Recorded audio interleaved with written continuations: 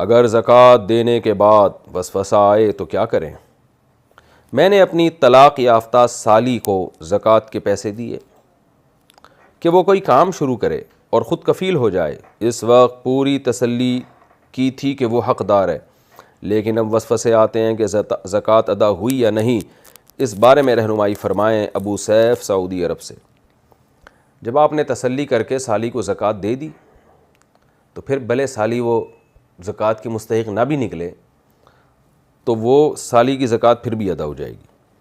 یعنی اگر کسی کو مستحق سمجھ کے زکوٰۃ کسی نے دی ہو نا، بعد میں پتہ چلا مستحق نہیں تھا، تو بھی زکوٰۃ ادا ہو جاتی ہے، بشرطے کہ دیتے ہوئے اطمینان ہو کہ مستحق ہے۔ تو آپ وسوسے میں نہ آئیں، آپ کی زکوٰۃ ادا ہو گئی ہے۔ کہیں عزت نہ ہوتی ہو تو دعوت سے انکار کر سکتے ہیں۔ کیا یہ جائز ہے کہ جب کوئی عزت ہی نہ کرتا ہو یا پسند ہی نہ کرتا ہو تو ہم اس کے گھر دعوت میں نہ جائیں؟ وجاہت علی، کراچی سے۔ دیکھیں، عزت نہ کرتا ہو تو اتنا عجیب نہیں ہے، بےزتی نہ کرتا ہو بس۔ اگر آپ کو یہ ڈر ہے کہ آپ جائیں گے آپ کی بے عزتی کرے گا وہ، تو پھر نہ جائیں۔ عزت تو آج کل کون کس کی کر رہا ہے، تو خام خواہ میں نہ ٹھکرائیں دعوت کو۔ موبائل میں تلاوت یا حمد و